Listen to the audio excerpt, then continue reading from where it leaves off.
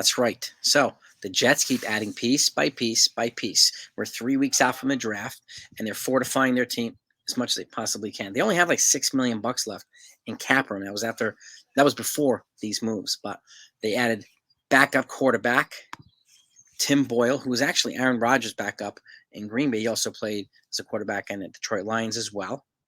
Okay, and added more beef to the defensive line with Quentin Jefferson, okay, former 8-year player from the Seattle Seahawks, who's come here to fortify this defensive line and add some meat in a position that needs more meat. So now he'll be alongside Quinn Williams, which will be a pretty nasty 1-2 punch there.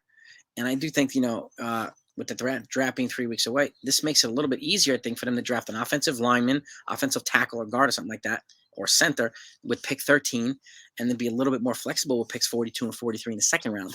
I am not a proponent of trading any one of those 3 picks for Aaron Rodgers. And it looks like Joe Douglas isn't either. So this has been the first time in a long time that the Jets have had consecutive picks in a draft at a high round. I can't even remember the last time. But you have the 13 and you have 42 and 43. Maybe they can get an edge and another offensive lineman, or an edge and a safety or something like that. They can really, really beef up positions of need in these first 2 rounds. But obviously, all signs are pointing towards them drafting a monster offensive lineman to protect whoever is going to be the quarterback.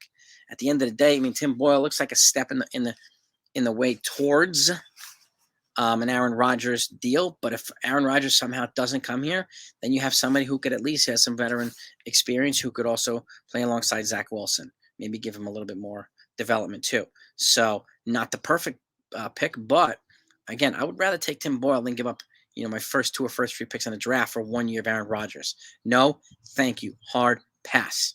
That's just my opinion, but I want to know what you folks think. And again, be sure to subscribe to this channel if you haven't done that yet. If you're a football fan, I'm going to do mock draft this week. I'll have a mock draft out, and then I'll do the best needs for the Jets, Giants, and the Bills as well.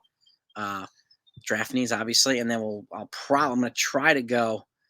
I don't know if I can go live during a draft, but I will try to do something. But I'll definitely do a video recapping the draft picks for every team, and then especially our teams. So, but let me know what you think of these signings. Again, they're just getting better on paper.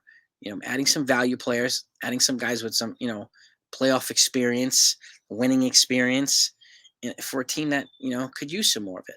So I like these moves.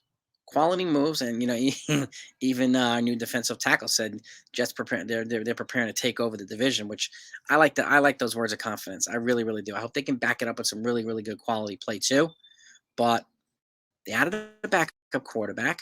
They added another defensive tackle, and they've already got pretty high marks for their moves in free agency. So kudos to the Jets. I think they're in a better spot now, and I'm really, really looking forward to seeing what they do in the draft. Talk to y'all next time.